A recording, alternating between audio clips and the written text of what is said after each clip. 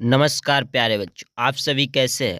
I hope कि आप सभी बिल्कुल ही अच्छे होंगे और आप सभी अपना पढ़ाई भी बिल्कुल ही अच्छे तरीके से करते होंगे मेरे प्यारे बच्चों। मेरे प्यारे बच्चों, मैं आज के इस क्लास आज का जो है प्यारे बच्चों बहुत ही आप इम्पोर्टेंट होने वाला है प्यारे बच्चों। मैं आज के इस क्लास में प्यारे बच्चों हिंदी के most 50 objectives question important objectives question बतलाऊंगा प्यारे बच्चों, जो कि आपको देखना है प्यारे बच्चों। और ध्यानपूर्वक आपको याद करके एक बोर्ड एग्जाम में धड़ाधड़ तरीके से प्यारे बच्चों सारे इंपॉर्टेंट क्वेश्चन को छाप देना है प्यारे बच्चों। तो प्यारे बच्चों मैं 50 हिंदी के most VVI objective important questions बतलाऊंगा प्यारे बच्चों, जो कि मोस्ट वीवीआई रहेंगे। तो आप हमारे साथ बने रहिए और क्लास में प्यारे बच्चों उत्तर को आप सर उत्तर को लगाते चलिए। आंसर जो भी है आंसर को फटाफट प्यारे बच्चों फटाफट तरीके से आप लगाते चलिए मेरे साथ। देखिए प्यारे बच्चों क्या करें, चलिए स्टार्ट करते हैं। देखिए क्या करें, बाबा साहब अम्बेडकर का जन्म किस राज्य में हुआ था प्यारे बच्चों? बहुत बार क्वेश्चन को पूछा गया है। तो महू मध्य प्रदेश में हुआ था मेरे प्यारे बच्चों।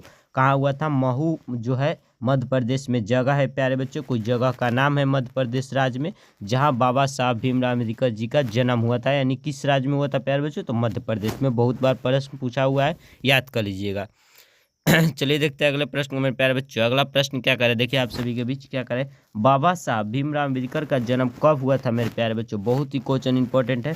तो 14 अप्रैल 1891 ईस्वी को हुआ था मेरे प्यारे बच्चों। बाबा साहब भीमराव अम्बेडकर का जन्म 14 अप्रैल 1891 ईस्वी को हुआ था। चलिए देखते हैं अगले प्रश्न को मेरे प्यारे बच्चों। अगला प्रश्न क्या करे, देखिए बहुत ही इंपॉर्टेंट प्रश्न है। श्रम विभाजन और जाति प्रथा के लेखक कौन है मेरे प्यारे बच्चों? तो बाबा साहब भीमराव अम्बेडकर जी है।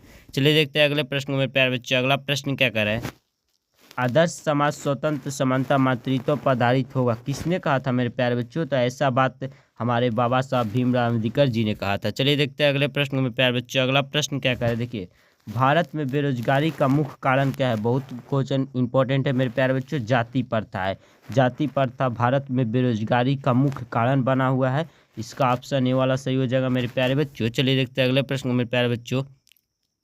अगला प्रश्न क्या करें प्यारे बच्चों, श्रम विभाजन और जाति प्रथा पाठ बाबा साहब के किस भाषण का संपादिक अंश है मेरे प्यारे बच्चों? तो एनिहिलेशन ऑफ कास्ट का किस अंश का संपादिक, किस भाषण का संपादिक अंश है मेरे प्यारे बच्चों? तो एनिहिलेशन ऑफ कास्ट का, यानी ऑप्शन सी वाला सही हो जाएगा मेरे प्यारे बच्चों।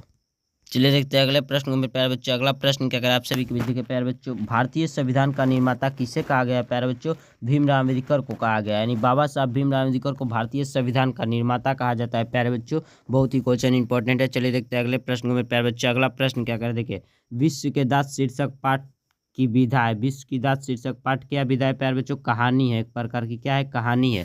चलिए देखते हैं अगले प्रश्न में प्यारे बच्चों। अगला प्रश्न क्या करें, देखिए प्यारे बच्चों विश्व के दास शीर्षक पाठ की विधा है। यानी विश्व की दास शीर्षक पाठ क्या है प्यारे बच्चों? एक प्रकार की कहानी है। क्वेश्चन रिपीट हो चुका है, ऑप्शन बी वाला सही हो जाएगा। चलिए देखते हैं अगले प्रश्न में प्यारे बच्चों। अगला प्रश्न क्या करें, बहुत ही क्वेश्चन इंपॉर्टेंट है। विश्व के दास शीर्षक पाठ की विधा, यानी विश्व के दास शीर्षक पाठ की विधा कौन सी है प्यारे बच्चों? एक प्रकार की यह जो पाठ है प्यारे बच्चों कहानी है। चलिए देखते हैं अगले प्रश्न में प्यारे बच्चों। अगला प्रश्न क्या करें, क्वेश्चन रिपीट हो चुका है। विश्व के दास शीर्षक पाठ की विधा है मेरे प्यारे बच्चों, तो कहानी ही होगा। चलिए देखते हैं अगले प्रश्न में प्यारे बच्चों। अगला प्रश्न क्या करें, निर्वंश विधा का संबंध किससे है मेरे प्यारे बच्चों? मानव विज्ञान से है। निर्वंश विधा का संबंध किससे है? तो मानव विज्ञान से है मेरे प्यारे बच्चों। चलिए देखते हैं अगले प्रश्न में प्यारे बच्चों। अगला प्रश्न क्या करें प्यारे बच्चों, बहुत ही क्वेश्चन इंपॉर्टेंट है। मैक्स मूलर ने कालिदास की किस पुस्तक का जर्मन भाषा में अनुवाद किया था प्यारे बच्चों? मेघदूतम का। मेघदूतम का रचनाकार कौन है प्यारे बच्चों? तो कालिदास है, जिसका मैक्स मूलर ने जर्मन भाषा में अनुवाद किया था। आप जरूर याद कीजिएगा मेरे प्यारे बच्चों। चलिए देखते हैं अगले प्रश्न में मेरे प्यारे बच्चों। अगला प्रश्न बहुत इंपॉर्टेंट है, क्या करें, मैक्स मूलर का जन्म कब हुआ था मेरे प्यारे बच्चों? 2021 में प्रश्न को पूछा गया, 1823 ईस्वी में हुआ था। मैक्स मूलर जी का जन्म कब हुआ था मेरे प्यारे बच्चों? 1823 ईस्वी में। ऑप्शन ए वाला सही हो जाएगा प्यारे बच्चों। चलिए देखते हैं अगले प्रश्न को प्यारे बच्चों। अगला प्रश्न क्या करें मेरे प्यारे बच्चों, अगला प्रश्न बहुत इंपॉर्टेंट है, क्या करें प्यारे बच्चों, देखिए क्या करें, सर विलियम जोन्स समुद्री यात्रा करते हुए भारत कब पहुंचे मेरे प्यारे बच्चों? सर विलियम जोन्स जो थे एक विदेशी यात्री थे प्यारे बच्चों। समुद्री यात्रा करते हुए भारत कब, यानी हमारे देश में कब पहुंचे थे प्यारे बच्चों? तो 1883 ईस्वी में पहुंचे थे। ऑप्शन डी वाला सही हो जाएगा मेरे प्यारे बच्चों।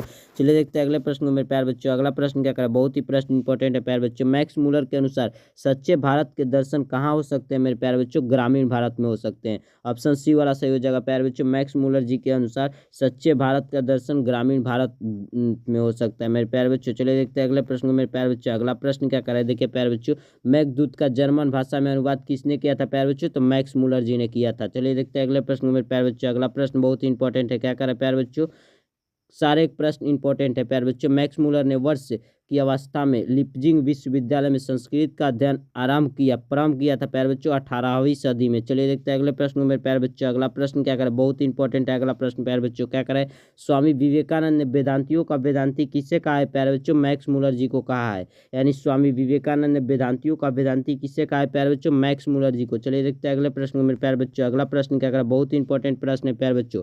दारिश नामक सोने के सिक्कों से भरा घड़ा किसे मिला था प्यारे बच्चों, वारेन हेस्टिंग को मिला था। यानी दारिश नामक सोने के सिक्कों से भरा घड़ा प्यारे बच्चों वारेन हेस्टिंग को मिला था। चलिए देखते हैं अगले प्रश्न में प्यारे बच्चों, किसके अध्ययन क्षेत्र में भारत के कारण नवजीवन का संचार हो चुका है प्यारे बच्चों, 2018 में पूछा गया प्रश्न है नीति कथा के अनुसार।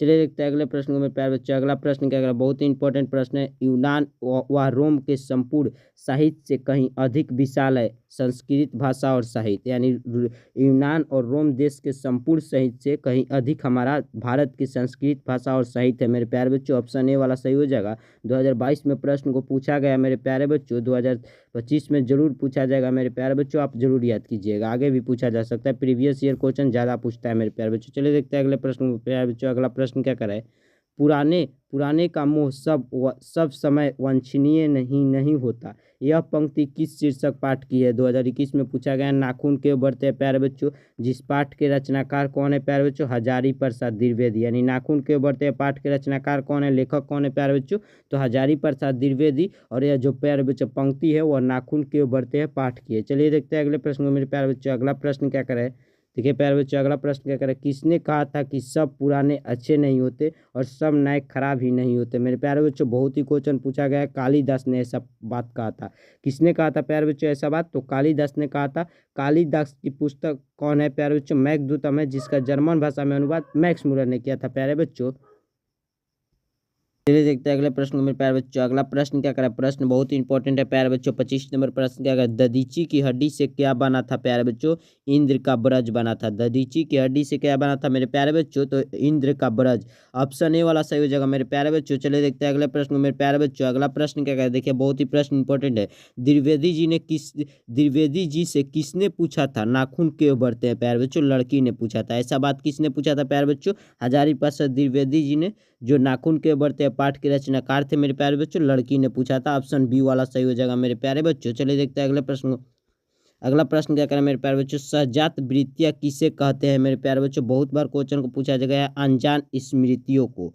यानी सहजात वृत्तियां किसे कहते हैं मेरे प्यारे बच्चों, अनजान स्मृतियों को। बहुत बार क्वेश्चन पूछा गया है, प्रीवियस ईयर क्वेश्चन है, शायद 2025 में पूछा जा सकता है, जरूर याद कीजिएगा मेरे प्यारे बच्चों। चलिए देखते हैं अगले प्रश्न मेरे प्यारे बच्चों। अगला प्रश्न क्या कराए, नाखून का बढ़ना किसका परिणाम है मेरे प्यारे बच्चों, नाखून का बढ़ना किसका परिणाम है, मनुष्य की अध सहजात वृत्ति का परिणाम है मेरे प्यारे बच्चों, आप याद कर लीजिएगा। नाखून सबसे बुरा चीज है। चलिए देखते हैं अगले प्रश्न मेरे प्यारे बच्चों। अगला प्रश्न क्या करें, आलोक पर्व शीर्षक निबंध संग्रह किनकी रचना है, किसकी रचना है प्यारे बच्चों, आलोक पर्व शीर्षक निबंध संग्रह किसकी रचना है मेरे प्यारे बच्चों, तो हजारी प्रसाद द्विवेदी जी का, जिनका एक और रचना है नाखून क्यों बढ़ते हैं पाठ के रचनाकार प्यारे बच्चों हजारी प्रसाद द्विवेदी जी है, आप याद कर लीजिएगा। चलिए देखते हैं अगले प्रश्न मेरे प्यारे बच्चों। अगला प्रश्न क्या करें, आदमी के नाखून क्यों बढ़ते हैं, यह प्रश्न लेखक से किसने पूछा था प्यारे बच्चों, किसने किया, छोटी लड़की ने किया था।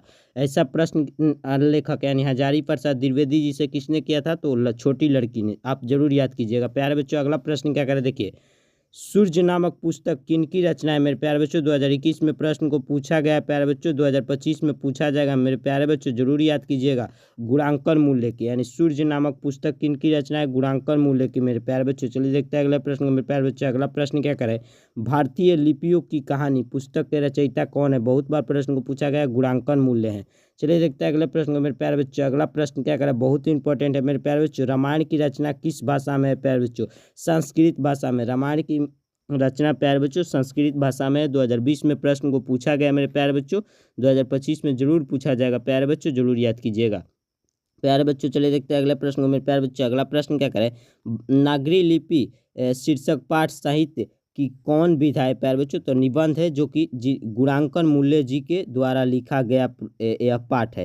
यानी नागरी लिपि के लेखक कौन है प्यारे बच्चों, गुणांकन मूल्य है जो कि एक प्रकार का निबंध है। आप जरूर याद कीजिएगा प्यारे बच्चों। चलिए देखते हैं अगले प्रश्न को मेरे प्यारे बच्चों। अगला प्रश्न क्या करें, तमिल, मलयालम, तेलुगु कड़क भाषाएं हैं। 2020 में प्रश्न को पूछा गया है। दक्षिण भारत की ऐसा ये चारों जो भाषाएं हैं प्यारे बच्चों दक्षिण भारत की है। 2020 में प्रश्न को पूछा गया है प्यारे बच्चों। 2025 में जरूर पूछा जाएगा मेरे प्यारे बच्चों, आप जरूर याद कीजिएगा। चलिए देखते हैं अगले प्रश्न को मेरे प्यारे बच्चों। अगला प्रश्न क्या करें, बहुत ही इंपॉर्टेंट प्रश्न है। निबंध के लेखक हैं, यानी प्यारे बच्चों निबंध के लेखक कौन है, गुणांकन मूल्य हैं जो कि नगरीय लिपि के भी लेखक यानी पाठ के रचनाकार हैं मेरे प्यारे बच्चों। 2020 में प्रश्न को पूछा गया मेरे प्यारे बच्चों। 2025 में जरूर प्रश्न को पूछा जाएगा मेरे प्यारे बच्चों, आप जरूर याद कीजिएगा। चलिए देखते हैं अगले प्रश्न को मेरे प्यारे बच्चों। अगला प्रश्न क्या करें, शहर पाद की कृति है। शहरपाद की कृति दोहा कोश है, यानी सरहपाद की कृति प्यारे बच्चों क्या है, तो दोहा कोश है। ऑप्शन ए सही हो जाएगा, आप जरूर याद कीजिएगा प्यारे बच्चों। चलिए देखते हैं अगले प्रश्न को मेरे प्यारे बच्चों। अगला प्रश्न क्या करें, हिंदी के आदि कवि हैं। 2020 में और 2019 और 22 में प्रश्न को पूछा गया मेरे प्यारे बच्चों। 2025 में जरूर पूछा जाएगा मेरे प्यारे बच्चों, आप जरूर याद कीजिएगा। हिंदी के आदि कवि कौन है प्यारे बच्चों, तो सरहपाद है, यानी सरहपाद जो है प्यारे बच्चों हिंदी के आदि कवि है। ऑप्शन इस प्रश्न का ऑप्शन डी वाला सही हो जाएगा मेरे प्यारे बच्चों। चलिए देखते हैं अगले प्रश्न को मेरे प्यारे बच्चों। अगला प्रश्न बहुत ही इंपॉर्टेंट है, क्या कर रहा है प्यारे बच्चों, नागरी लिपि के आरंभिक लेख हमें कहाँ से मिले हैं प्यारे बच्चों, कहाँ से मिले हैं, तो दक्षिण भारत से मिले हैं। यानी नागरी लिपि पाठ के लेखक कौन है प्यारे बच्चों, गुणांकन मूल्य हैं। और इसके आरंभिक लेख हमें कहाँ से मिले हैं इस पाठ का, तो प्यारे बच्चों दक्षिण भारत से, आप जरूर याद कीजिएगा। चलिए देखते हैं अगले प्रश्न को मेरे प्यारे बच्चों। अगला प्रश्न क्या करा, बहुत ही इंपॉर्टेंट प्रश्न है प्यारे बच्चों। बेतमा दान पत्र किस समय का है प्यारे बच्चों, 2018 में इस प्रश्न को पूछा गया मेरे प्यारे बच्चों। 2025 में जरूर पूछा जाएगा प्यारे बच्चों। प्रीवियस ईयर प्रश्न ज़्यादा पूछता है तो याद कीजिएगा प्यारे बच्चों। यानी 1020 ईस्वी का है। बेतमा दान पत्र किस समय का प्यारे बच्चों, 1020 ईस्वी का, जरूर याद कीजिएगा। चलिए देखते हैं अगला प्रश्न मेरे प्यारे बच्चों। अगला प्रश्न क्या करें, हिंदी तथा इसकी विविध बोलियां किस लिपि में लिखी जाती है प्यारे बच्चों। 2022 में पूछा गया प्रश्न है प्यारे बच्चों देवनागरी में, यानी हिंदी तथा इसकी विविध बोलियां किस लिपि में लिखी जाती है प्यारे बच्चों, देवनागरी में। चलिए देखते हैं अगले प्रश्न को मेरे प्यारे बच्चों। अगला प्रश्न क्या करें, आप सभी के बीच देखे प्यारे बच्चों। अगला प्रश्न क्या करें, विजयनगर के शासकों के लेख किस लिपि में है मेरे प्यारे बच्चों। 2022 में प्रश्न को पूछा गया मेरे प्यारे बच्चों। 2025 में जरूर पूछेगा मेरे प्यारे बच्चों, आप याद कीजिएगा। प्रीवियस ईयर प्रश्न ज़्यादा पूछता है। नंदी नगरी लिपि में, यानी विजयनगर के शासकों का लेख किस लिपि में मिलता है प्यारे बच्चों, नंदी नगरी लिपि में। ऑप्शन डी वाला सही हो जाएगा प्रश्न का। चलिए देखते हैं अगला प्रश्न मेरे प्यारे बच्चों। अगला प्रश्न को आप हमारे साथ लाइव चैट में उत्तर लगाते चलिए। परमार शासक भोज कहाँ के रहने वाले थे प्यारे बच्चों, धारा नगरी के रहने वाले थे। यानी परमार शासक भोज कहाँ के रहने वाले थे प्यारे बच्चों, धारा नगरी के। ऑप्शन ए वाला सही हो जाएगा।